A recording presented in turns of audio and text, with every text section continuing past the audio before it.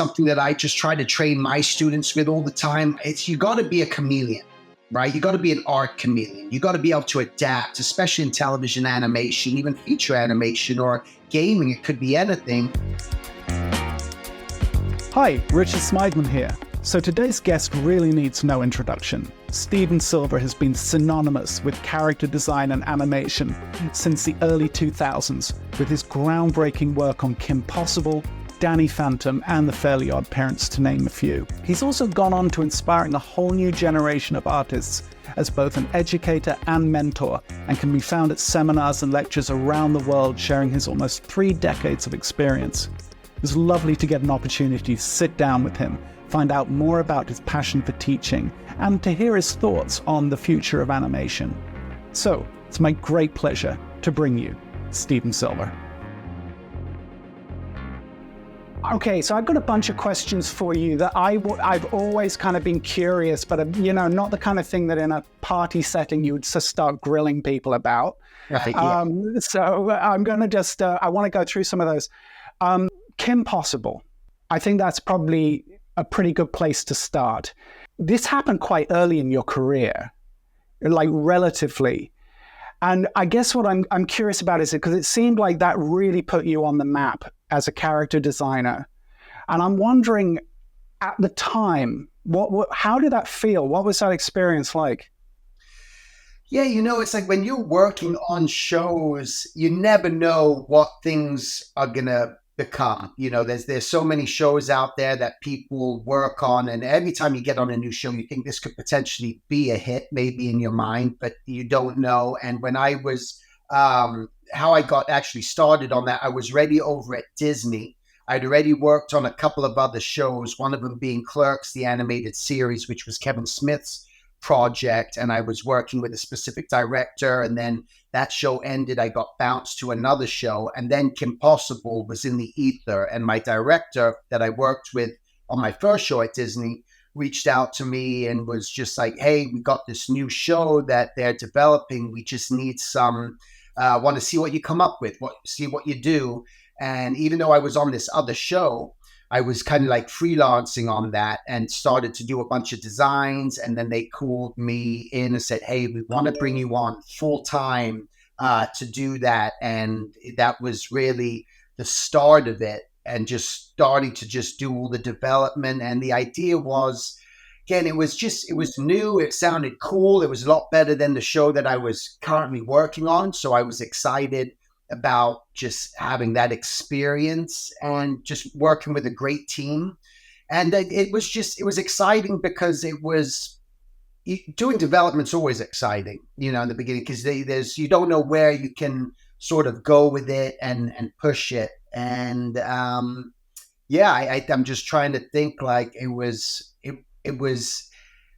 gave me an opportunity to really figure out my style. I feel like that's where I really learned.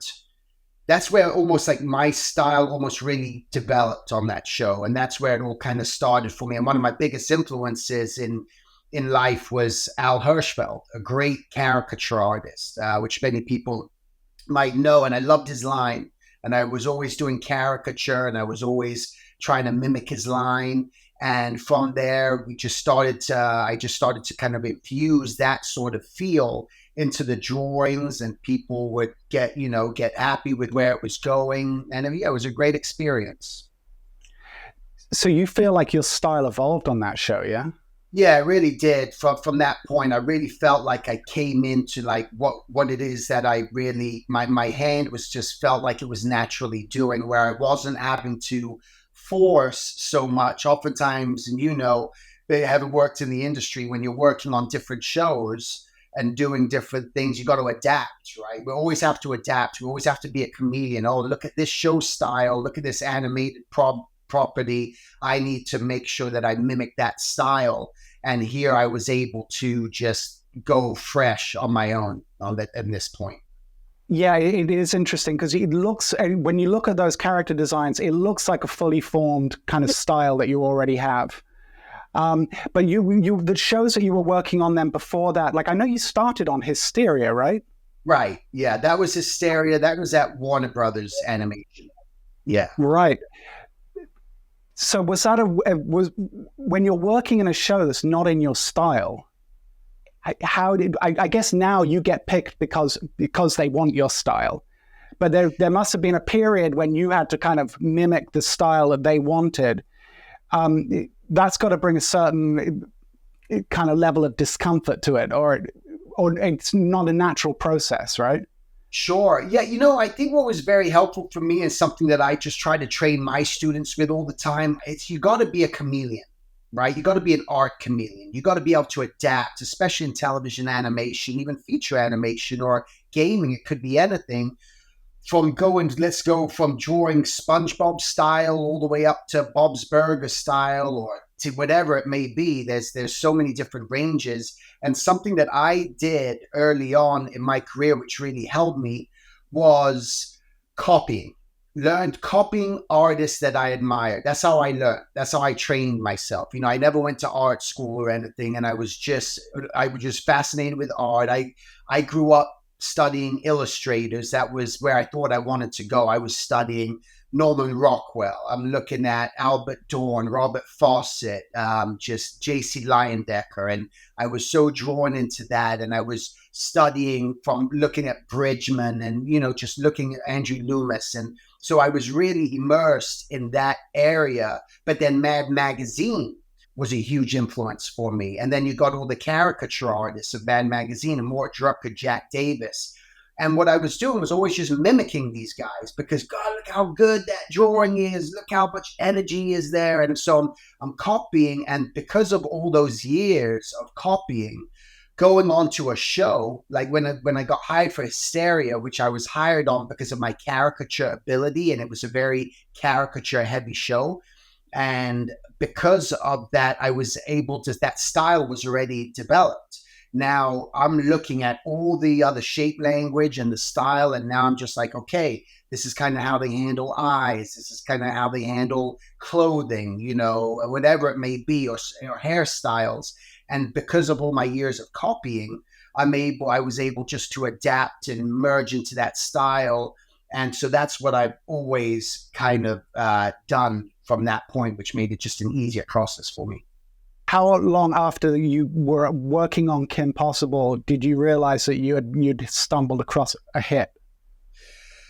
I think we were all excited about it. The studio was excited about it, but there was still so much work, and I think we were so immersed in the work and the pressure of just getting it done and getting our model packs done and getting things sent overseas and the animation. And eventually when the first episode came back, it's just like, this is really cool, but you still don't know. You just still don't know. And then it's out there, and all of a sudden there's more buzz, and Disney put a lot of marketing dollars into it and promoting it.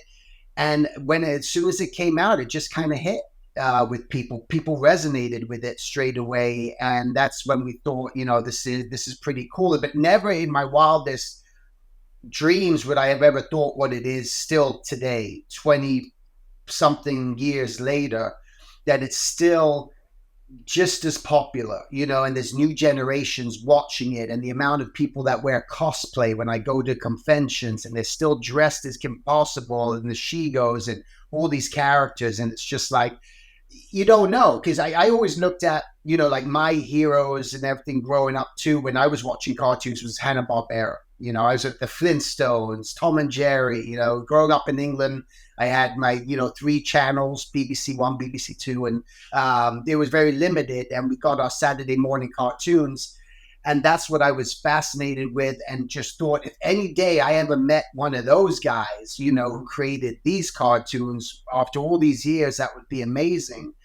And to kind of be in that place now where people are coming up to me and saying, you are my childhood. It's just like, whoa, that's crazy, and it's, so you don't know until something, it's a gamble, but it worked.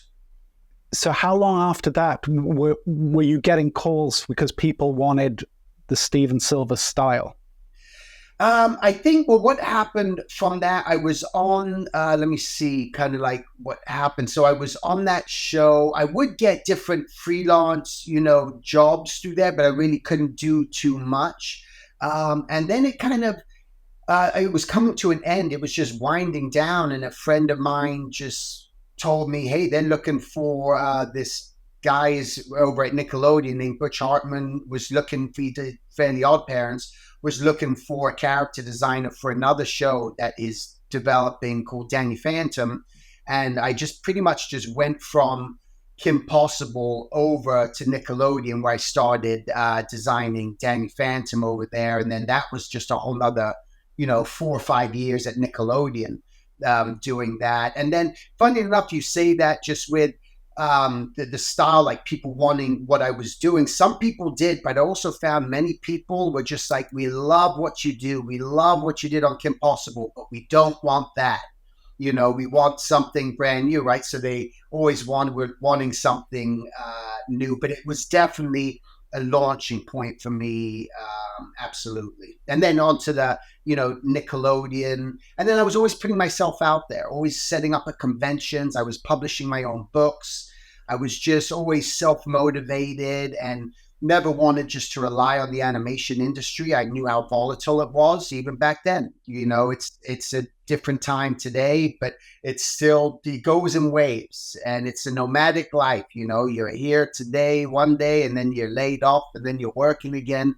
And I didn't like that how unstable it was. So that's why, which led me just to creating my own things, and that's where I would find other work just by always putting myself out there. Yeah. Well, I think you actually struck on something that I did actually want to talk about. But you've always been really good at self-promotion. And I remember even like, I want to say back as early as like 2003 or so, I was in Swain's art store in Glendale, and I think there was at least one of your books there, maybe even two, like with your caricatures and your art books. And I remember even thinking back then, here's someone who's just not waiting for opportunities to come to you, but you're just making opportunities for yourself. And I think that's really inspiring. And I agree. I think it's something you really do have to do, because especially as a freelance artist, there's just no stability in animation. And yeah. I think one of the things with being a freelance artist, which I've always found frustrating, is the inability to make long-term plans. Right. Not knowing where you're going to be working maybe 8 months or a year from now. And it can play on you, especially as the years go by. So you get this, notoriety for this character. And then, but as I said, it happened, at least from my perspective, it happened to you pretty early on. How do you then like feel like you've got to continue like topping your last performance, or how do you handle that? Yeah, I think for me, I'm really good at just letting go of things and not trying to do that to myself and create that sort of pressure. It's for me just about being, I was just enjoying the ride, just because I knew I don't know when it was going to end or what was going to happen. And there's been so many disappointments along my journey and what I mean by that is I've learned not to get excited about things until something really truly happens, because there's been so many opportunities where people make promises or, hey, this is going to happen, this thing's going to go, oh my God, this is going to be amazing. And you get this excitement and you think something could come from it, and then it doesn't, and then nothing happens. And I think, just after that, I never really just put pressure on myself, because I was always just kept moving forward. I had things that I wanted to create for myself. I loved any opportunities that would, show up if I got an opportunity to work on another project in studio, but I was never trying to, I gotta go beyond that. It was maybe just because I never felt, even though I was the character designer and the lead and did it, I never felt like it was my show. like anything that whenever I'm working for these other studios doing other things, it's not like it was my property. I'm like, oh, that was fun experience. That was cool. Off to the next one. Oh, here we go again. Off to the next one. And that was just kind of my attitude about it. So I didn't put that pressure on myself. I never have. Did you say you went from Kim Possible to Fairly Odd Parents? Well, on to Danny Phantom. Yeah. So On to that Danny was, Phantom. yeah, yeah.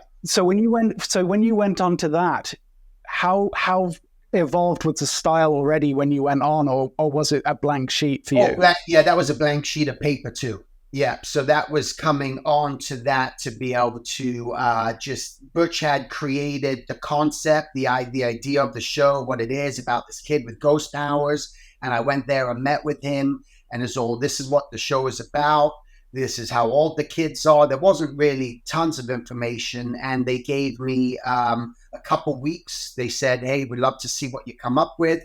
So I just kind of had a couple weeks just to just mess around and come up, and came back with just a stack this big of ideas, and they paid me, so it's kind of a test. Usually I wouldn't do that if it was just a test, right? Because he was familiar with Kim Possible. He knew what I had done, and this is where this opportunity came from, because my name was out there now at that point, and now I'm just starting from scratch and developing. And once I came back with that stack of drawings, then I was just hired straight away onto that show to start developing that. And then there'd be another couple of different lead designers over time came, and we would always split up the characters. Like every time we get a script, hey, you're working on this villain this week and doing all these guys, I'll work on it next week. And that was different from Kim Possible, where I was just solely responsible for all the main characters, and then there'd be other designers that would help me with like because I have so many characters, so they were doing incidental characters and things like that. You've been doing some art directing too. When you're in that role, do you do, or do you just decide I'm going to do all the character design myself, or do you try and bring in other people? No, I'm kind of focused really on the characters. Yeah, that's where my true strength is. So I stay in that realm and kind of focus it there. Yeah. Fair enough. Um, Dealing with criticism, there's all types of directors out there. How, especially, I'm guessing maybe it happens less so today, but like back in the day, how did you handle that? Like internally, like yeah. So like you mentioned, there's so many different sort of directors. There's directors who they're very warm to you and will work and can be very just really great to work with. Other directors which are going to be just very strong and just sending you back to the drawing board a lot. But what really helped me? Criticism, where again, it's sort of like one of those things that just brushes off my shoulders, is I got my start as a caricature artist in theme parks. So I'm working in theme parks drawing caricatures of people, and people are standing behind me. And while you're drawing people, you have people saying, that looks nothing like that person. You're hearing those comments in the beginning. You get people who would actually, when you turn the drawing over and show it to them, they just blank face and be like, that looks nothing like me. Or that I'd have people rip up my drawings in front of my face. I'd have people throw it away. I mean, you dealt with so much criticism, earlier on, that I just built this really thick skin. And I to tell anyone, hey, go do live caricatures and you'll build really thick skin and nothing will phase you ever again. And it's true. And from that, just working with directors, whenever it's just like, hey, go back to the drawing board. I need a new look. I need something different. It's like, it's just part of the process. But I did have some, obviously along the way, I've had worked with some bad directors, and bad directors to me are just people who are indecisive. If you're I think a great director is a decision maker, and they kind of know what they want, and they'll tell you what they want, and they don't beat around the bush, and they don't keep making you just redo things over and over again for no reason, just because they're just like, I don't know, just fix it. I don't know why, just do it, But that could make a very bad director, in my opinion. Yeah, I think the theme park stuff is real trial by fire, isn't it? Like a very unforgiving environment to cut your teeth in.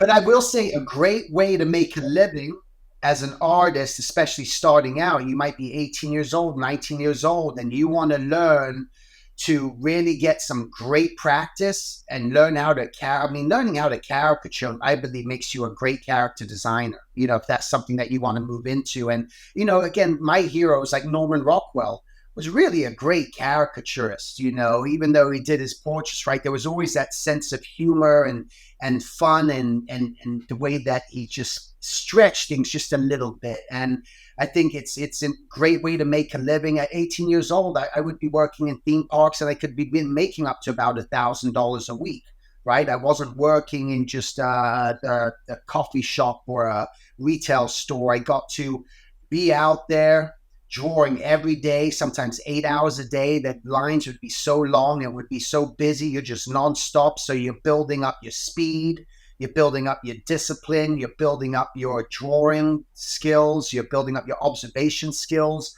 you're making good money. So being in the animation industry isn't the end all be all, where a lot of people think, oh my God, I have to be in the animation industry and that's all there is. And why am I, there was someone just yesterday that wrote me, they said, I'm going to school. It's funny, they were in London. They're going to school and they're studying all this animation and they're doing this, but what am I doing this for? It looks like the industry's in, all in hell right now, And again, it goes through waves, but the reality is it's not just animation you need to focus on. There's a lot of different other areas, from commercials, which there's always going to be commercials. There's mascots, there's design, there's storyboarding, there's the toy industry, there's independent publishing, starting your own brand, creating your own courses, creating your own books, moving into, there's so many different areas. And I just tell people, try not to have that tunnel vision of think that, and don't get discouraged, because of the state of the animation industry. It's just where we are right now. But to me, as long as there's kids on this planet, there's always going to be animation. I want to ask you about teaching and mentoring. Obviously, you've done a lot of it, and I would say you're one of the most prolific teachers in animation now. I saw on your I was doing a bit of research and the other day, and I was on your website. I came across a photo of you sitting on a couch. I have to be careful here because I don't want to insult you if I'm wrong about this, but I'm pretty sure it said on it, high school dropout. Yes. Is that okay? It wasn't my imagination, because I went to look for it again last night just to make sure, and I couldn't find it. No, it was college dropout. College dropout. College dropout, yeah. So, yeah, I dropped out of college because, after school, of course, my parents wanted me to, if you want to make something out of your life, you got to go to college. And school just wasn't for me academically. I just couldn't concentrate. I couldn't focus. I was horrible in school. And it was always such a struggle, just learning. I've always had a learning struggle. And when I said, okay, I'm going to go to junior college, this is what my parents want, I don't know what I'm doing. I went to junior college the first semester. And at that point, I was just still drawing on my college, stuff. And many years later, my parents actually told me, I didn't realize this, but they said the counselor from the junior college had called them up and said, you're wasting, not that it was super expensive, it was a junior college, but they're just like, you're wasting your money with Steven here. Is just completely unfocused and, he shouldn't even be here. And it was one of those things where at that point I dropped out because I found a job at SeaWorld doing caricatures. So that's when I dropped out and like, I'm going to do caricatures. But the best thing my parents did, though, were they were just like, if you think you can make it as an artist, you got to move out of the house. You're going to start covering your own expenses. We're going to pay for you. We're going to keep you on our insurance plan, for medical, because we know you won't pay for that if we don't. But otherwise, it was a great incentive for me because I was like, I can do this. And there was only for me this plan A. There was no backup plan. I had no backup plan because there was nothing for me to fall back on. And I was like, you got to go to college. You need something to fall back on. For me, no, there is no falling back. All I want to do is art, and I'm going to try to find a way to make this. And it was that drive that just pushed me through. What were you studying at college? Nothing. General ed. I was just doing the general ed. I was doing algebra. I was doing just English and all the other, typical general ed that you got to get out of the way before you start to pick a actual thing. I mean, there was an art. The best thing about it was, well, the best thing that happened because of it was, and this is why I believe that everything happens for a reason, and there's no mistakes. When I was in that junior college program, they had art classes. So of course I took some art classes, and there was the figure drawing class. So I took the figure drawing class, and boy, were those brutal drawings. Again, I'd never drawn the figure before. I was never took it as seriously, as I really should have. But one of the students in the class said, "Hey, I heard they're looking." He always saw me drawing caricatures. He said, "Hey, I heard they're looking for caricature artists at SeaWorld in San Diego." And because of that, that just kind of like, oh, really? And I followed up and followed through, and then ended up getting a job there. And that's when I dropped out of college after that. Because of that, had I not met him or taken that class and he told, I wouldn't have known. Again, it could have gone so many different directions. So it sounds like you were primarily self-taught. Yeah, absolutely. It was just something that I was always just grabbing, drawing from a lot of just books all the time, wherever I could. And if I could take a figure drawing class session, like one of the great figure drawing class that I took when I was in San Diego, I just did it for, I think I was just there. I think I just did it like, it wasn't really a class. It was like maybe 12-week session or something like that with a great artist named Jeff Watts with Versatility.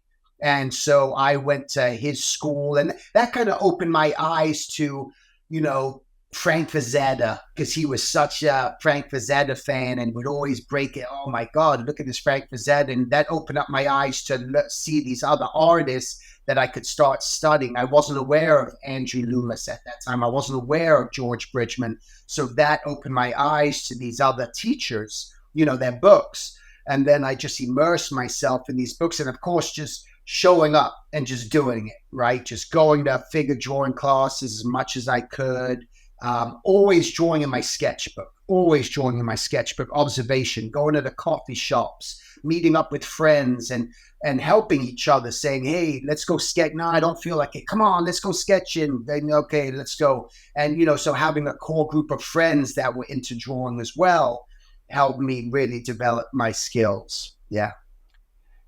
So how did you fall into teaching? What was the what ignited that? Yeah, it's something, I think it was always natural, always a natural part of me. So even when I was drawing caricatures in the theme parks all the time, I was still kind of mentoring other artists just naturally. They would see what I was doing, they liked what I was doing, and they would ask me questions, and then I would start showing them and telling them. And I just always had this inclination just to help people all the time. And being an Eagle Scout myself, it was just one of those things. It's kind of like ingrained in you, and you're just kind of helping people. And then from there, when I started, I was working at, I had been at Disney. I was working at Disney at that time. And then while I was even at Disney, I would go to because I was in the union. I got to have free classes. The union would pay for classes at this animation school that was nearby in Sherman Oaks. I can't remember the name of it. It was just a small independent. I can't remember the name. Small independent class, and they had a bunch of different teachers there. And I went and thought, I want to try animation. So I took an animation class just to see. And I thought, it's not for me. I just don't have the patience for it. I don't. I'm just kind of like squirrel. I'm all over the place. And I just couldn't do animation. And then I thought, I'll take a painting class. And I tried painting, oil painting. And I'm like, no, man, it's just not for me. And then I took even, there was a character design class. And I thought, oh, I'm going to take a class with this teacher. And he kept saying, I don't even know why you're in here. I don't know what I'm going to show you. But he always said, hey, he ended up starting his own school and said, hey, do you want to teach for me? Do you want to be one of my teachers? I need extra help. Be one of my teachers. I thought, oh, no, I can't do that. I don't want to do that. That's kind of like nerve wracking, being in front of everyone. And now you got to, it's not your one-on-one anymore. And I remember I went to the class. I did my first class in front of maybe 15 students at that time. And there was I don't know what happened, but there was a spark and an energy and something that happened that night that I remember leaving. And I still remember it today. And I called up my wife on my drive home. I'm like, honey, I know what I want to do for the rest of my life, and that was teaching. I knew at that moment that I wanted to be a teacher because I just felt so good. And there was something so magical about it for me. And I just feel that way still today after all these years later. I've been teaching now roughly maybe about 22 years, and still today, I love it more than anything. I love it more than working on my own stuff. And that's something too that I found was with my own work, I find I don't really have something I want to say with my own work. I've been a commercial artist my whole career, doing stuff for, other people. Of course, I do my own books, my own teaching, my own stuff that I do on the side, my own sketchbook drawings, my own life drawing. But I realized that for me, doing, teaching was just, this is the path for me. It's where I have the most excitement, and working on my own stuff. I don't have a movie I want to pitch. I don't have, there's nothing I want to say. And where my love is just, I love going over other people's artwork because I know I can help them, and it feels good, to me. And so I stick with that. There is a real adrenaline rush to be had getting in front of a group of people. You routinely get it in front of large groups of people now, right? You do these big talks. Do you get stage fright?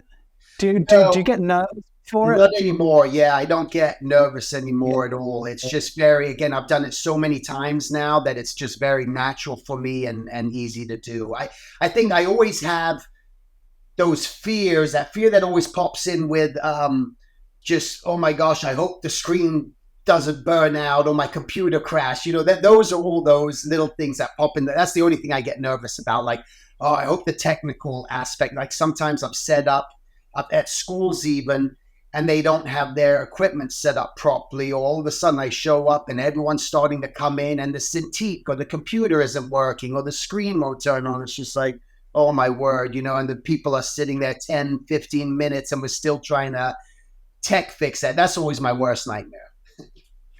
So you don't get up there ever and get tongue-tied or forget what it is that you want to say? No, I think that's what makes me realize that this is my purpose in life. And because it's so natural for me and that it just flows out of me. And many times I don't like to be super prepared. I'm always prepared. Again, Boy Scout motto, be prepared. I'm always prepared because by being prepared is what gives me confidence. I know when I'm prepared, I have the most confidence in something. So my preparation is having my keynote presentation. I know what I want to show. And so it almost becomes a script in a way, like, okay, I'm talking about this, this, this, and this, and I can just roll off of that. I just need to see an image that I've shown on the screen and I can go. And I found that, wow, this is very easy for me. And it's very comfortable for me. And that's why I love doing it so much, and realize this is what I'm supposed to be doing and not supposed to be stuck behind a desk working for someone else, drawing away without having a voice, because I feel like my voice is my true art form. And that's almost what led to me on social media. I kind of hold up cards now a lot with sayings that, I just think about. And I do that because I'm just sitting there. I could just be sitting and this idea comes, or this thought that I'm thinking about. Oh, let me write that down. Oh, I'm gonna show this. And that's more natural to me now than just sitting and trying to design or draw something, because drawing, as you know, I mean, it can be a lot of pressure. Yeah, blank canvas, and now, oh my God, I got to compose this thing. I got to create something, and now someone else is going to judge it and to tell me if this is what they want or they don't want. And there's a lot of work in that, you know. So do you think of do you find teaching in those types of environments, is it almost like a performance art? Yeah, I think so. I think so. I think it's very important. There's things you got to do. I think there's things you got to do and you got to understand. And it is always about engagement, and it's about, getting the students to really engage and feel as enthusiastic as I feel when I'm there, and get them excited and know certain things. Like, one thing is, what I've learned to do is, when I have my lunch breaks, never start a lecture with just talking after a lunch break. Make sure you get them drawing straight away, because their body is just eating and they're a little tired. But if you could just get them drawing straight away, hey, I'm just going to share this with you super quick. Let's get going. And now they're engaged, and you start to see patterns when teaching people what's most effective. And because I'm always conscious of that. I don't want people to be bored. I don't want them to be uninterested. And I think that's when, even in my voice, when I'm live in front of people, I'm very animated. I'm very expressive and very, out there. And I think that's been very important too in the whole teaching. Yeah, it's an interesting dynamic that probably switches somewhat when teaching online, right? Yeah. Oh yeah. Yeah, absolutely. And I insist when I teach online, and especially if I've been talking in front of a group, whoever's the moderator or the teacher that set it up, I insist that every student have their camera on.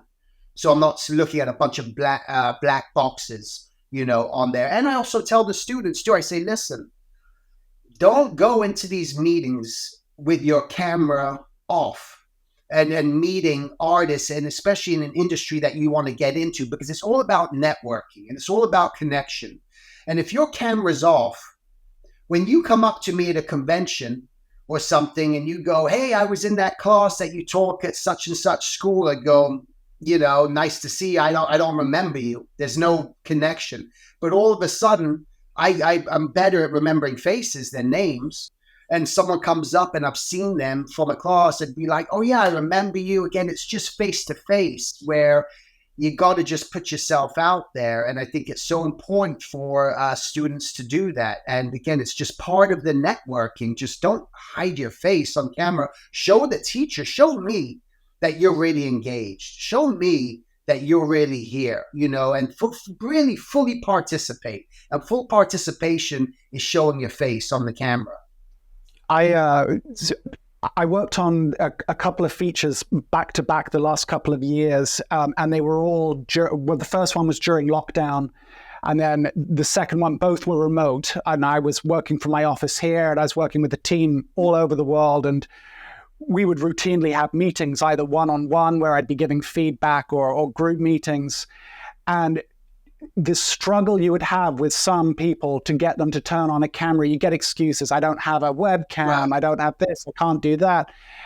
And it got to the point where I literally just was like, I insist that these people, that the team have a webcam on. And I guess there are some laws where in some countries you can't insist that they have a webcam on, which is kind of interesting.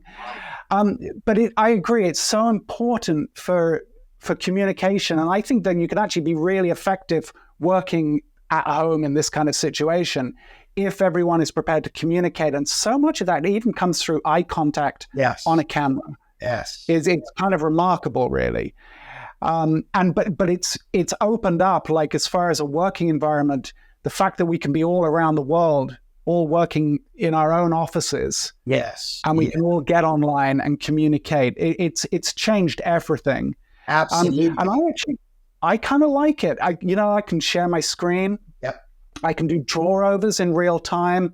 I can give notes, upload the files, and it actually works remarkably well, right. I am curious, like, one thing I've experienced on occasion is when trying to teach a point, and I don't know if this is because sometimes it's online or whether this would happen in person, but when you give an idea to a student and they can't formulate it, or trying to reframe an idea for a student that's not getting what it is that you're trying to say, do you have any kind of process that you use when you confront that kind of situation?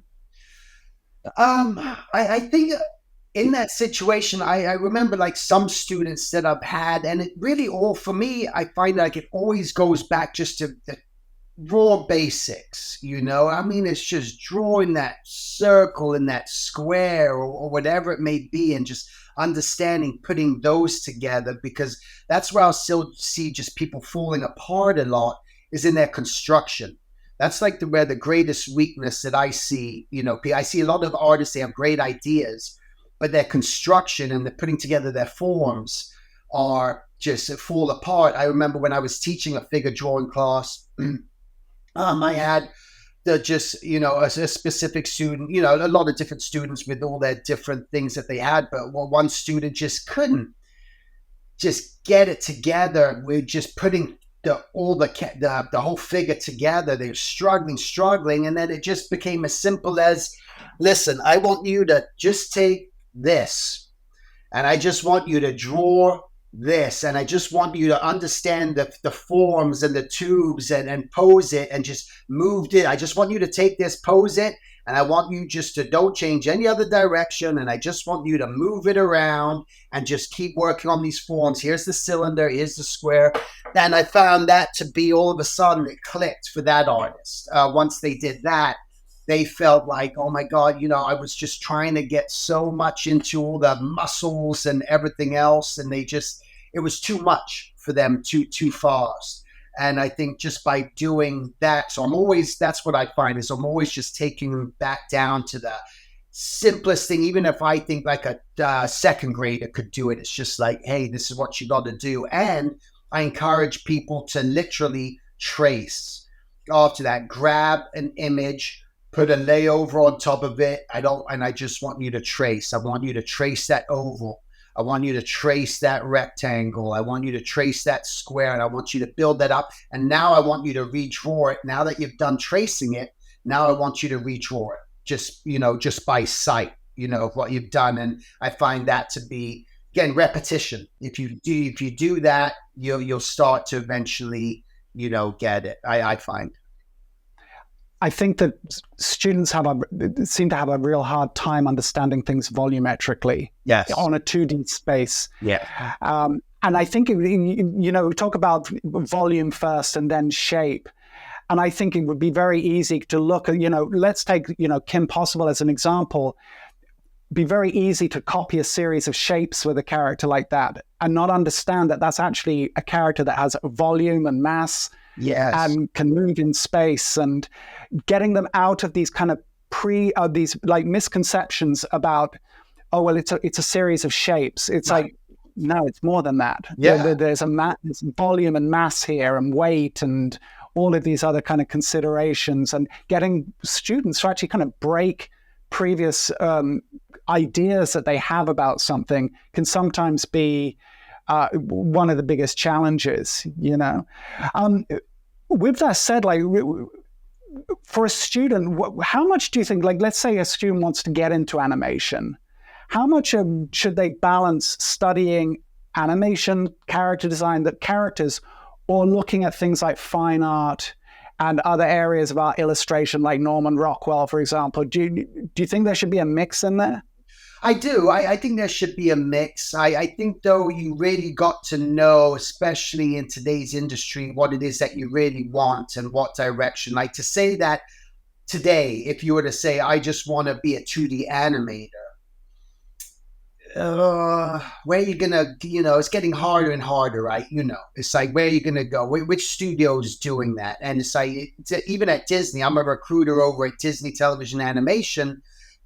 We don't hire animators, right? All the animation's done overseas. But feature, of course, they're animating, but are they doing 2D? No, they're doing 3D. A lot of people they're doing Flash, Toon Boom, Harmony, doing that. So is that really the best direction for you to take at this certain moment. Depends what you want to do. If you say, I would say, if you want to be a storyboard artist, I would say learn how to do animate traditionally. I think that would be a great training program. If you just like, hey, I know I might not get a job as a 2D animator right now, but if I learn how to animate, that could make me a really effective storyboard artist. So thinking in terms like that, but just knowing where you want to go in the industry, and then just kind of like try to hone in on that area. Try not to be so much, what do they say, a jack of all trades, master of none. I think especially when we're always looking for at TV, we're looking for that specific role. Are you a character designer? Are you a prop designer? Are you just a background painter? Are you a background location designer? What is it that you do? And you better have in your portfolio just a lot of versatility in that area to show that you have a huge range of styles, that you could draw again anywhere from show A to show Z in that area, and then show production sort of work. That's going to be helpful. I almost, to be honest with you, I discourage people just putting together visual development portfolios, just biz dev. It's like, what is that, biz dev? You can't, it's a blanket thing. And again, at television animation, we don't hire biz dev artists. What we hire is a background painter. What we hire is a background location designer, where as a visual development artist, concept designer, you're doing layout, you're coloring it, you're putting your characters, separate them and show your range. And I think that's this sort of approach that people should focus on, is get specific to what it is they truly want to do. And then even just research the studios they're aiming for. Is this what the studio I want to work for? What kind of work what expectations do they have, and understanding that. And I think a lot of people just go, oh, I just want to put together a portfolio. I'm just going to mix all this stuff up together and just throw it out to all the studios with no real focus. And I think that's not as good as an approach, in my opinion.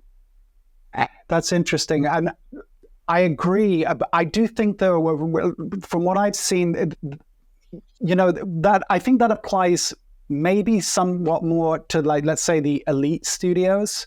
Yes. But I do think that the lower you go down, the more a studio expects you to be versatile, because they're only going to be hiring X amount of artists. So they need you to be a character designer one day, a layout artist the next, a background painter the next. And I think that can be confusing for students too, is knowing, like, obviously everyone would like to work for the Pixars and the Disneys of this world.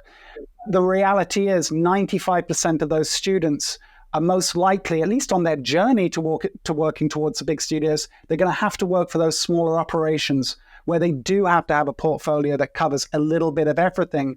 And so as a student, it's a weird kind of balancing act between focusing in, becoming an expert in a particular area, but also then getting that big break where you can do a bit of everything. Yeah, I 100% agree. You're absolutely right. Yeah, with the studios, they do want those artists that can sort of tap into everything. And I would always say too, just, again, there's a part of knowing what you want is also knowing what you don't want. And part of knowing, like for me, and I know, you do brilliant, layouts, and, I've seen you're familiar with your concept work that you do. And for me, like, it's not my bag, baby. It's like, I don't like doing backgrounds. I don't like doing that. So I would never put it in my portfolio because I don't enjoy it at all. So by knowing that, could I have that risk of not getting hired at that studio because I don't do backgrounds? Yes. But also for myself, I knew that I never wanted to put myself in a situation drawing something that I don't love doing. It's like in my portfolio, I don't like drawing robots. I just don't enjoy it. Things like that. And so I don't have it in my portfolio. I don't want to show people that that's what I do. That's what I can offer. I don't want to get hired to be working on robots for 2 years and be miserable every single day going into work. So I think about that a lot too. Just make sure that you do put in your portfolio that you at least enjoy it, and it'll show. Because if you don't like it, most likely the drawings aren't going to be so smashing to where a studio is going to go, "Oh my God, you're amazing." They're going to see it in you. Well, yeah, I think that also maybe there should be a distinction between in a conversation like this between visual development and then all the other disciplines. Yeah. Because I feel as a good visual development artist, there is a wider kind of skill set that's needed. You might not be the best at the layout, Right. but and doing a mood painting, you got to really be able to nail that kind of idea, and there's going to be character and all the other things that come with it. So how conscious should a student be about developing a style, or should they let the style find them? I could just speak for myself, really, that I found that I tried in the beginning when I was younger. Oh, I got to get a style. I got to find a style. And I just felt for me, it didn't end up being really the right approach. And I found that the style sort of developed through all the experimentation, all the exploration, all the discovery. Wow, look at this artist, how they draw hands. Look how that artist handles hair. Look at that person that I'm seeing, that I'm just drawing my own interpretation, right? So it's almost like this big whirlpool of everything, and then something can happen. Because I think it can be a crutch. I've seen a lot of students who just don't know what my style is. I'm struggling. It's just like, to me, oftentimes it's like, just draw. And I think you'll find something in that. And I always, that's for me what figure drawing did for me, to be honest with you. Figure drawing allowed me to explore in such a way where I'm drawing on my big 18 by 24 paper. I'm using sidewalk chalk. I'm using brush pen. I'm using this and that. And oh, wow, oh, look at that. I kind of like the way that I did that with this implement. That feels pretty good. Let me try that again. And then I would start to find my way, through there. I guess it's going to be to each his own, but that was what I found for me. I would say just draw, really. It's just drawing. And because even when I'm designing today, I always start with just a drawing. I have certain style boundaries in my head. If I'm trying to, I need to design something for a Cartoon Network, and I need it to be very simple, right? It's not going to be complicated. So I'm thinking simply, but still I'm just drawing. Let me just draw it first. That's all the volumes, the scribbling, drawing through my shapes, trying to find it. And then I start to think about the style, and I'll adapt to that and put that on there. And that's why I would say for anyone, just draw, learn the fundamentals, get good at, being a great observer. One of my favorite books that I got, again, because being self-taught, I discovered many years ago at San Diego Comic-Con, a book series called The Famous Artist Course by Norman Rockwell and Robert Fawcett and Albert Dorn. Have you ever heard of that? The famous. No, I don't know of it. I'll have to check that out. You got to check it out. It is phenomenal. It was put out in like the 60s. It was a correspondence school where they had all these lessons covering everything about drawing, composition, anatomy, just you name it.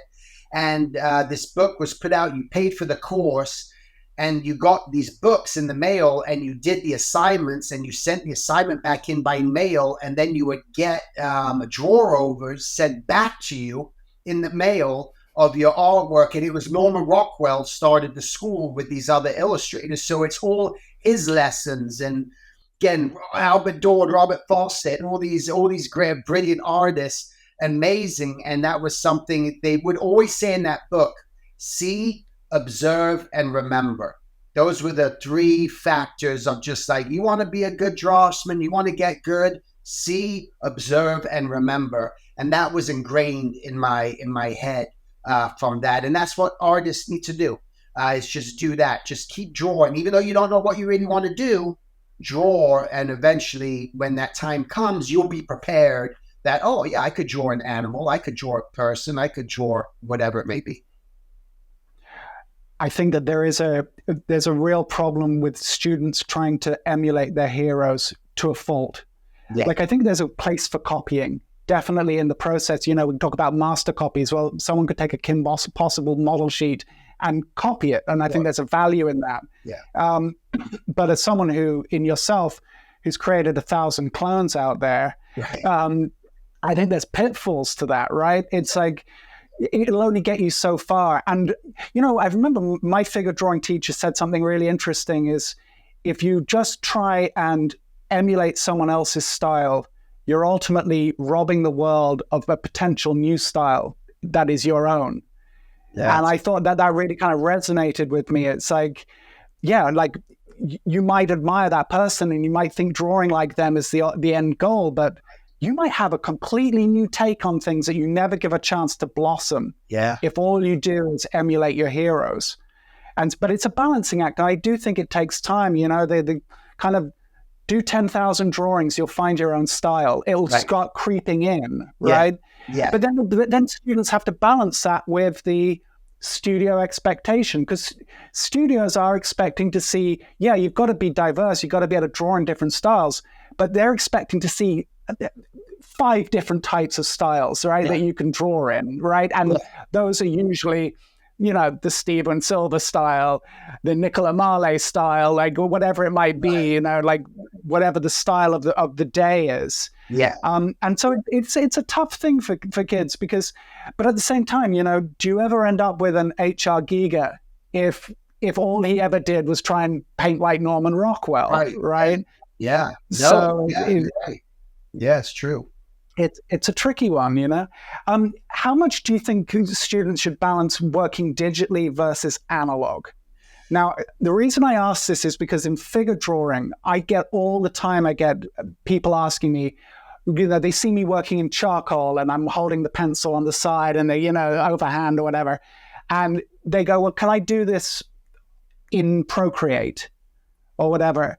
And of course you can do whatever you like, but I'm always hesitant to encourage that, because I've seen the amount of people I'll see like time-lapse demos or whatever, and they're doing a drawing, it could be a figure drawing or whatever, but then you'll see them pull out the lasso tool and start pushing proportions or fixing their drawing, with the free transform tool or whatever. And that to me is where the danger is. Do you, when you're teaching and you're with your students, do you try and encourage them to work in analog at least some of the time? Yeah, I do. I 100% agree with what you're saying. I 100% agree. I think it's so important to do work analog and go that way instead of hitting the undo button all the time too, right? Is everything undo? Wrong line. Instead of really going, oh my God, I made the wrong line, but let me try to figure that out and work through that, and maybe I'm going to add another line to the side and build upon it. And I think you miss out when you're just doing that. And anytime I never let anyone when I was doing live drawing classes, I never let anyone draw on a digital pad. I said, no, you don't. You're limiting yourself to your wrist, just kind of so small and just doing this again. And once again, the undo, instead of let's get that arm and pull that line and feel it, there's a feeling that comes with analog where when you're drawing on that paper and getting the charcoal on the side of your hand instead of just rubbing against glass, on there. And, but of course it's important to do digital because especially that's where the studios are at. You got to know how to draw on the Cintiq and use that or whatever. And, again, if you want to do your professional work and just do it there, that's fine. But I say you got to take a break from that. Just pull out your regular sketch pad with paper, analog, go to the cafe, just draw people and allow yourself to make mistakes. This is the problem. It's just like one of the greatest books that I read many years ago was by an animator named Seamus Culhane. He did, I don't have the book in front of me. I can't remember what his book was called, but he was talking about his animation process And something that he found that every time when he was trying to do his animation, he's drawing it, but then he'd stop and erase. Nah, didn't like that. And it draw, stop and erase. So all of a sudden, it's like he kept putting on the brakes every minute and stopping the flow of his process. So he realized the best thing to do was just draw quickly, draw fast, move through it to the next one, go through, and he would end up creating the most footage, in the studio. And then we'll go back and address any sort of issues or problems, but allow yourself just to draw through those drawing mistakes and problems is a great approach. And I wholeheartedly believe in that. AI. Let's talk about AI for a minute, because I think that, I'm still forming my opinions on the good versus the bad versus the necessary. The reality is that genie's out of that particular bottle, right? So you deal with a lot of students. I'm guessing this question has come up. I know if I was a student today, especially if I was paying $60,000 a year to one of these art institutions to teach me, I'd be really nervous and kind of concerned about what the future looked like, and how we're going to start incorporating these tools. What has been your experience so far with this? I think I come from this place of just, like you said, it's a runaway train right now. There's nothing we can do. There's no pulling back. There's no use wasting your energy panicking. Stay calm. Stay calm and try not to panic about it. And I just feel like, some studios are going to implement it for sure. But I also just believe in the Renaissance aspect of just traditional drawing, from figure drawing to caricature to doing live drawing and just drawing. And I do feel that, we've gone through so many different phases in different realms. I remember talking to some older cartoonists where they would say, their whole illustration career, right? They're drawing the men's clothing or hats or things for catalogs. And this was all before, right, really before camera was coming around. So everything was drawn and everyone just panicked. Oh my God, camera. It's going to destroy us. None of us are going to have jobs anymore. It's going to be over. But that was truly, in a sense, that a lot of the birth of humorous illustration, came from that, because now the camera can't just reproduce just you taking a photo of, this man's, outfit or suit that you want to do or whatever it may be. I'm going to exaggerate. I'm going to cartoon, it's no longer that you're just using the camera. So there was almost like an evolution in that. And I feel like it's just an evolution. I think we're going through it. I do understand that it is going to kill jobs. But I also feel like right now it could be a very helpful tool for artists to help them launch new ideas for their own personal projects that they want to work on and save themselves time. And that's the one thing that I feel is like precious to all of us is time.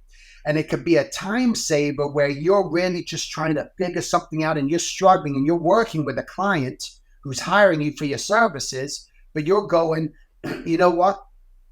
I don't have that much time. They're not paying me a super exorbitant amount of money, maybe to do this. I can use AI to help me understand maybe some lighting aspects that I was I don't have time for reference. I don't have time to gather it.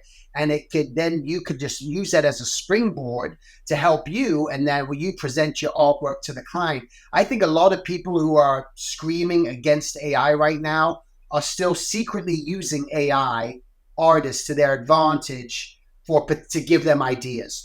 They ran out ideas. They hit the gamut. They've come up with all their own ideas. All of a sudden they go, let me see what, I don't even know the name of the different sites. I don't use it myself, but Mid-Journey or whatever. Let's see what that comes up. Oh, that's a great idea. Let me implement that into the drawing. And I think so it could be a helpful tool in that area. Well, I've got to say, I've seen some really interesting ideas come out of it, and I do worry about the impact it's going to have on the industry. obviously the industry will adapt, like all industries have adapted. As you know, we watched the death of 2D animation, Right. back in the early 2000s, right? Yeah. It's funny, I remember in the early 90s when people were talking about computer animation, and we had this idea, oh, well, the computer's going to do the in-betweens, Right. right? Or it's going to do some kind of process. It was like, nah, the computer's like, hold my beer. I got bigger and better things to be doing. Yeah. Yeah. Um, and I do think there's a place for AI, but I do worry for a student coming in, how they're going to navigate this. Yeah. Because obviously there is going to be less jobs. So a department that used to be 30 people is going to go down to 7 or 8, possibly. Sure. And obviously everyone's in competition with each other. I look at, even the photos of you giving discussions and demos, and you've got a room packed full of people. There's a lot of artists that want to get into this industry, an industry that basically the amount of people needed is getting smaller and smaller. Yeah. And so it would make a lot of sense for a student to say, well, that's going to be my one up, is I'm going to know the AI better than the next guy. Yeah. I also, though, I worry, because I do think fantastic idea generator potentially, but does that potentially stunt your growth as a developing artist if you've got this amazing crutch that you can fall back on when things get tough? Because I'm guessing for you as well, that some of the biggest, hardest lessons I learned was just having to grind. Yes. Right? When it's 2:00 in the morning, you're out of ideas, but you've got a deadline and you've got to dig deep. Yeah. And I do worry that it's going to change and shift the mentality that these artists will have as far as how they problem solve. I think I think you're absolutely right in that. And I think it's just, again, you as an individual, that artist needs to be conscious and realize and be aware that this may stunt my growth, because now I am just kind of like taking this to help me solve my problems. It's the same thing if you're just drawing on the iPad all the time and you're hitting the undo. You don't allow yourself to truly problem solve. And so there is a danger in that. But I think like what I do a lot, what I take pride in, especially with my Silver Drawing Academy and when I'm talking with my students all the time, is because I'm very entrepreneurial and always have been, and very business minded. That's something that I'm always infusing into my students, and the importance of not letting these things of, oh my God, AI will take over, there's going to be less jobs, but still be building your own brand, still having your own voice and sharing something, because there's always going to be a need. There's millions of people on this planet. And there's what I always believe in is that it's about creating value with whatever you do, whatever you offer, again, from teaching class, just because people may say, there's always this need just for artists in general, even if you might not end up getting a job, you need to learn, you want to grow, you want to get better for yourself. And I find value if I can get that teacher or that mentor or find that book. I know that I'm going to feel better about myself. I'm going to build confidence within myself, right? So that's one thing why you kind of are doing this in the first place, is because this is who you are. You're an artist and you just want to grow. But also realizing that people find, creating something that people, once again, find value. So whatever that artist is doing, they're selling to that individual. That individual person, they may have $10 in their pocket and say, man, I really love that print and I want that hanging in my bedroom. I really want to buy that book. I really want to buy that toy or that stuffed thing that you made, right? And this is where all those craft shows, those street fairs, the comic conventions, all these factors come into play where AI is not going to replace that.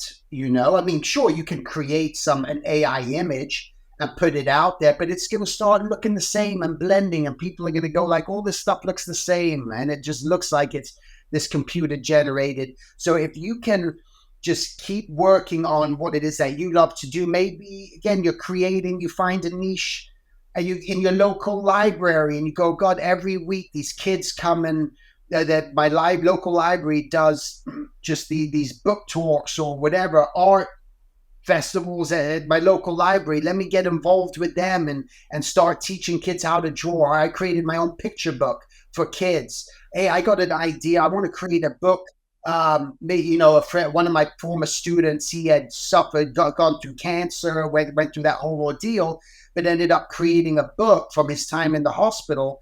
Ended up making a book for kids with cancer to share that and launch that into something that AI is not going to generate that. It's like that's something that comes really from within and the personal drawings. So I think you got to think that way. You can't just try not to let AI freeze you and get you stuck in the mud, just stuck there and go, oh my God, it's going to take over. It's all the worry. This is the problem that I find. It's like one of my favorite quotes is by Mark Twain. And he said, I've had many problems in my life, many of which have never occurred. Right? So these problems we create in our head, this is going to happen. The animation industry is going to, this is going to go, AI is going to take over. And then, and then all of a sudden, wow, that never happened. Not to say, again, with AI, it's not far enough along the way, but with all these other things in your life, that person you're going to talk to, that job interview that you thought was going to go horrible, that went well, whatever it is. And I think it's just about having a positive attitude about it and not letting that stop you and say, I'm going to keep getting better. I'm going to keep learning. I'm going to keep studying. I'm going to keep drawing, and I'm going to keep connecting with people. I'm going to keep networking. I'm going to keep listening to podcasts. I'm going to keep watching whatever it is and keep growing for yourself. I think that's all we can do. That's the best course of action, in my opinion. I think that's so well put. The analogy I've used in the past is like, you want to learn guitar. Ask yourself, what is your intention? Is it because you want to get girls, or is it because you actually want to play music? Right. And if the only reason is to you want to be on stage and the glamour and the glitz, you're probably not going to see it through. Yeah. Right. And I think it's really sage advice is do it because you love it. Yeah. Do it because you want to do it, almost irregardless of whether you'll actually end up working. And that could actually be a very good litmus test is, would you still do this if there was no chance of a job in it? Right. And if you turn around and say no, then you're probably not going to survive in animation because there's too many people that live and breathe it and do it purely for the passion for the art. Your experience, you've been an art and story recruiter at Disney. How's that experience been?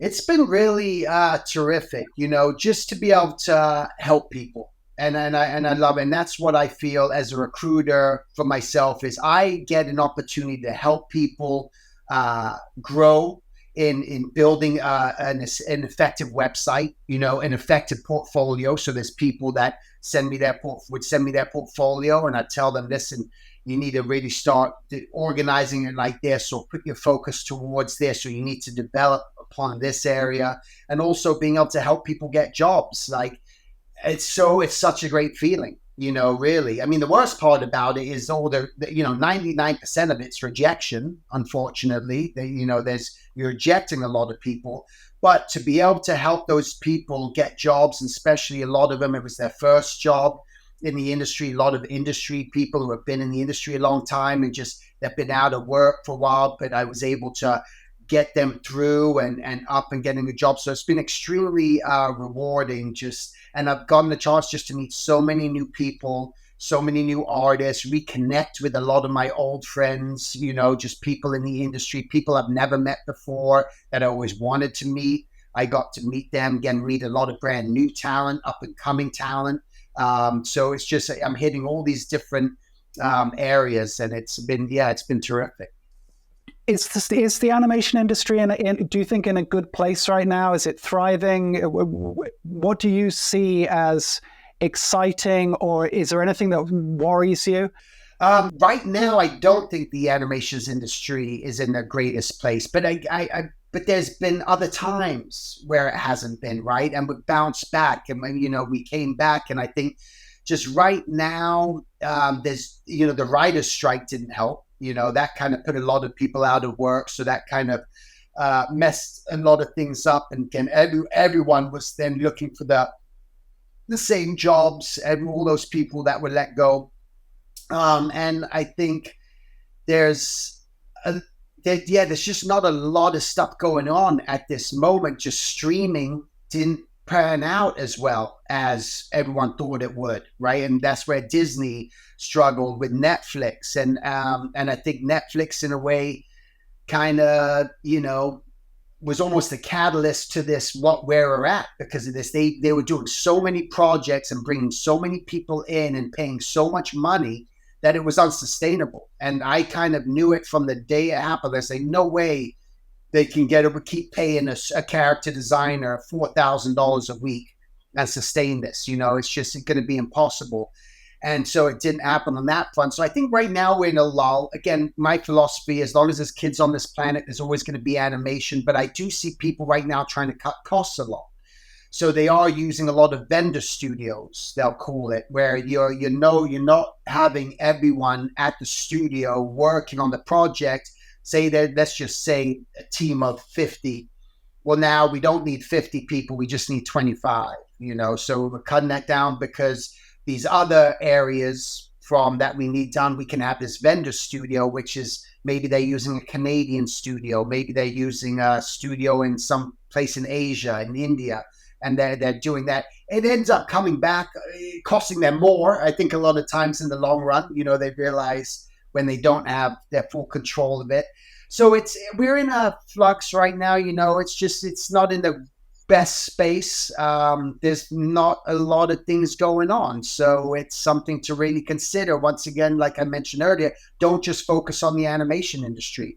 Look at all the other areas in this world. You can walk into a Target store, walk into a Costco, and look at all the artwork on packaging and stores right there. That's a job. Go into a bookstore and look at all the book covers, and look at all that. You see artwork everywhere, every single day on something. That's someone's job, an artist's job, doing that, right? So just think about that. Think about the commercial.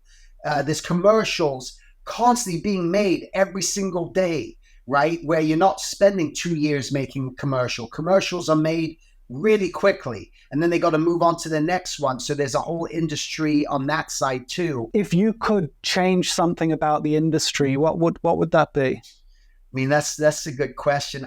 I think I would want to get more. I wish there were more decisive people. I would make sure that whoever I was hiring in development or on these different areas were really effective and decisive and truly loved animation and have an animation background of some sort. Because I think there's a lot of people in this industry, unfortunately, who have no business being in this industry and are making decisions that are just why, and you're coming from this whole other area, maybe live action, and now they're in animation. They don't understand it. They don't really care about it. I remember when I was at Disney many years ago, there was someone ahead of in development there, and she told me, I hate animation. It's just takes so long and this and that. It's just like, I'm really just trying to get to live action. I want to be a live action. But she was ahead of the development at Disney, in the television area. I'm just like, those are the things I would change. And I would say, you're out, you're fired, you're fired, you're fired. Get people. And it's the same thing with where I'm coming in as a Disney recruiter. Very rarely there's tiny, maybe 1% of any recruiters out there are artists hiring who are art recruiters. And I think that's something I think is important to have artists such as myself who have a lot of experience, have a keen eye, and are just immersed in this, looking at people's portfolios and making decisions and knowing that this person is going to be a good fit. Not just throwing just anyone in because they're really good, they're a great artist. Even though they're a great artist, they might not be a great fit for that specific show. So I'm not just going to throw them on there, but that's something someone who's just a recruiter, who doesn't have a real art experience or a real keen eye, might just throw anyone on there, right? And it's what help is that doing the show? And I think, making decisions like that, those are the things that I would change.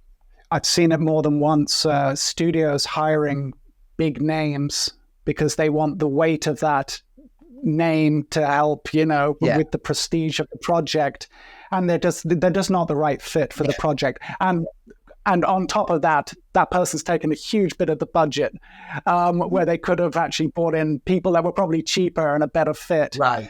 And sometimes these are educated people making these decisions. It's not always someone coming in that doesn't know the industry, but there's this knee-jerk reaction to got to bring in the person with the name, right. And it's funny. Also, when I was working on Klaus back, what is it? It's for 2019 now. How time flies! But even back then, we had some Netflix people come in, not to beat up on Netflix, but they spent an hour presenting to us like the 9 different features going on at the different studios all over the world, and we heard about.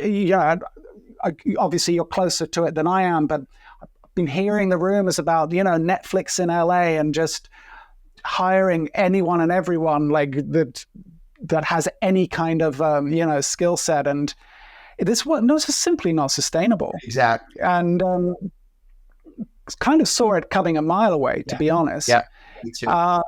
It's like this is not reality. It sounds great on paper. Yeah.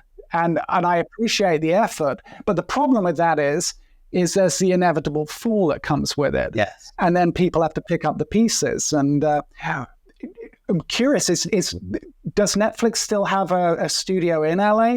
Is that still going? Yeah, they do. They're still going. I think they've even just picked up maybe a couple of other little projects there, but it's not what it was, by any means. And it definitely, when they had so many layoffs, I think while I've been a recruiter, I think it was last year, there were so many layoffs. So, I mean, just immense layoffs from the studio, and they're just trickling in more people here and there, but it's still going, but not to the capacity that it once was. Again, it wasn't sustainable. Again, you saw it, I saw it.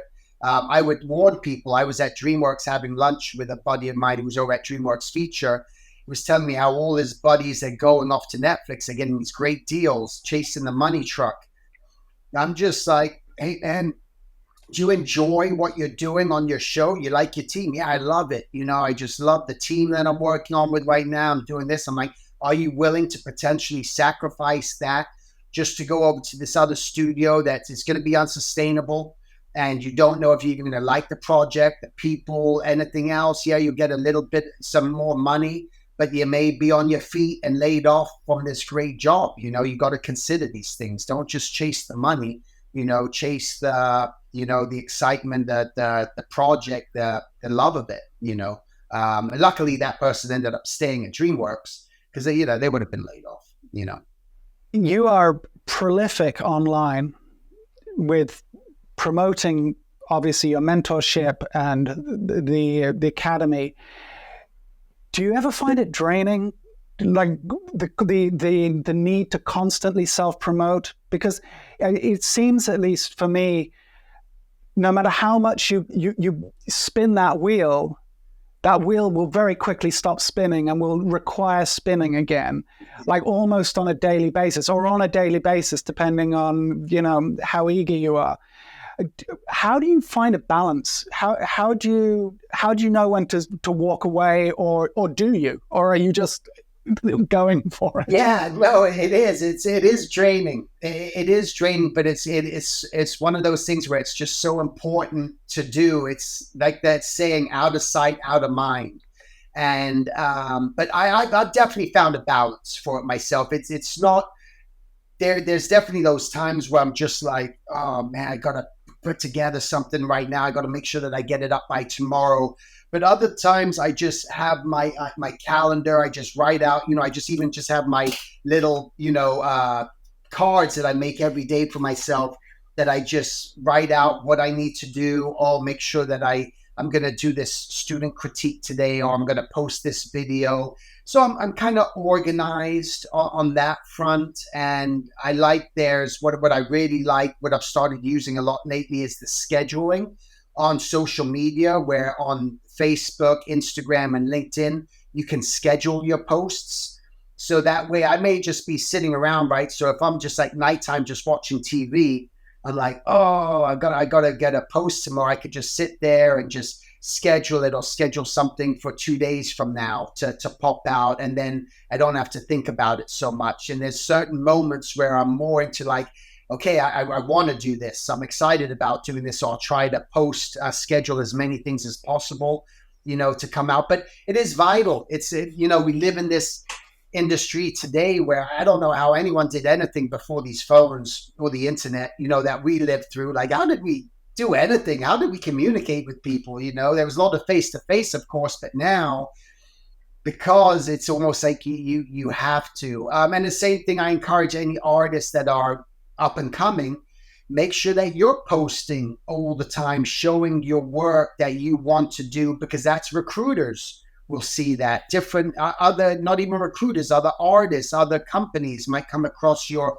profile and say, hey, I need an artist for something. And I hear a lot of artists getting work that way. But make sure that you're consistent and you're posting something that's promoting yourself. And I think never to be ashamed of that. And I think the problem with artists that's been for a long time has been that self-promotion. They feel like, oh, I shouldn't be self-promoting. I'm putting myself out there. It's like, why wouldn't you? Who else is going to do that for you? It's just like you create your own exposure, and you can't just rely on other people to make promises for you and that's where a lot of artists get bamboozled. Hey, do this for me for free. I'm going to put it on my site and you'll get all this exposure, and it's just a racket. A lot of it is just not true. People are taking advantage of artists that way. So we have to say that part of being an artist today is you gotta be a promoter, and then promote yourself and never be ashamed of it, and realize that once you do that, you'll start to just be grateful, because that's going to open up opportunities for yourself. And you just don't be afraid, but it does take work. You got to be willing to put in the work and the time. Do you think that there's a balance of being mindful of what you should promote? And what I mean by that is, it's like, a junior artist coming up, yeah, they should be promoting themselves, but don't post crap either. Right. Well, absolutely. It's like, don't post what you ate for dinner last night on your Instagram when you're showing all your artwork, and just get a focus. And once again, it becomes like, find a focus and put don't feel like I got to post today just to post if you don't have something worthwhile posting, right? And you're posting crap. You don't want to do that. Again, it's not setting just a good sense of what you are, what you're capable of doing. And something, when I started self-publishing, I was very early on in self-publishing, like really one of the first artists that was self-publishing, putting out my own books and then doing something like that on this big scale. And everyone wanted to start getting into the self-publishing, and people started self-publishing and just to self-publish. And I would tell them, if you're not ready, don't publish a book just to publish a book and get it out there, because that's going to get ingrained in people's minds. It becomes your calling card. If you put out a book that's not good, people are going to remember that, and they're going to be skeptical next time you got another book coming out and go, I don't know, I don't really like that first book. It wasn't that great. It didn't, it didn't really serve a purpose. It didn't have anything to offer or say or show, or there was nothing there. So you just got to definitely be careful with that for sure. If there was anything, if you could go back, and is there anything you would do differently? Like when you look back at your career now, when you could have gone down one path or another, is there any point where you go, that could have been a really interesting kind of direction to go in? I think I used to maybe have those sort of thoughts, but I don't have them, haven't had them for a long time anymore, because I truly believe that everything happens for a reason. I truly believe that. So when something doesn't work out, I always say to myself, it's just meant to be.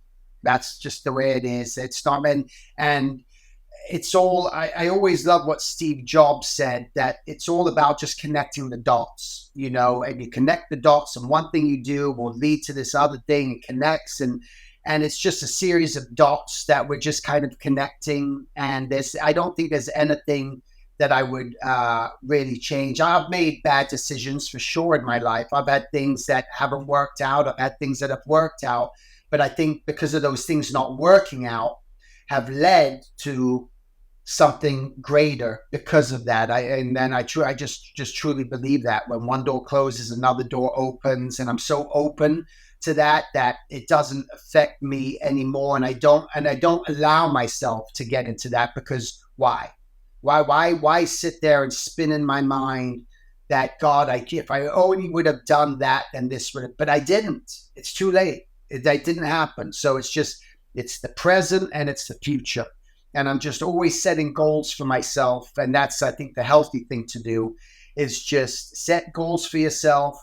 Once again, don't get so excited about opportunities that might come your way, because they don't always pan out and it doesn't always go that way. So that relieves me from disappointment. I'm never, sure, I could be disappointed, of course, about certain things happening. Like, man, I wish that wasn't happening in that way, but here we are.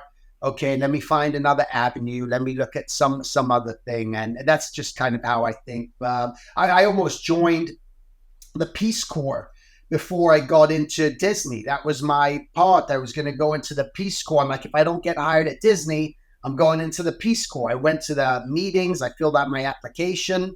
I was going that direction. I look back and go, would that have been an awesome experience? Yeah, that would have been really cool, to do. But I wouldn't be where I am today had I made that decision. So it was, in hindsight. Where can people go to find more about your courses and the different things that you've got going on? Yeah, thanks.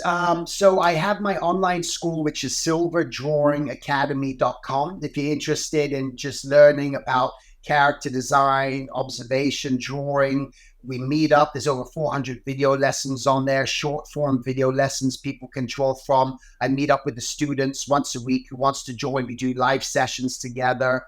And this great community of artists just sharing their artwork through there, so they can go there. And also you can go to just Steven Silver with a PH. I'm a PH in my name for Instagram. So you'll find me there. But I got a 7. But if you just put in Steven Silver, you'll be able to find me on Instagram, to follow me on Instagram. All the links are in the description, so people will be able to find you. Stephen, thanks so much for doing this. I feel like we could go on, but I think that's probably a good place to stop for now. I really do appreciate it. Being a huge admirer of not only your work, but your work ethic. And I think that is truly been inspirational. And I just really appreciate what you're doing, not only for me, but for all the students out there. And thanks so much for doing this. Really do. Thanks so much. I really appreciate it. And if I can, wouldn't mind, I always love to, whenever I do talks, I love to end my talk with a poem that I wrote. So I wrote a book. It's called Conquering the Artist Struggle. And I have that through my website. And it's just all about my experiences and my journey. And I wrote this poem that I just always love to share, because it kind of like wraps everything up. Okay, it's called, this poem that I wrote is called As Long As You Are You. And I write, all I have ever done is enjoyed what I ever do. My mind was open, my mind was clear. I did not stop to think of fear. I open up my mind, think of an idea, put it into action, and see what will appear. It can never be a failure, because I learned along the way. If I did not succeed, I'll try another day. Stay calm and smile. Enjoy the things you do. Life will get much better as long as you are you. So there it is. What a perfect way to end. Yeah, thanks. Fantastic. Thanks, Richard. Great stuff. It's been a pleasure, sir. And hopefully we can do this again sometime. Yeah, good to see you. Take care. Thanks so much.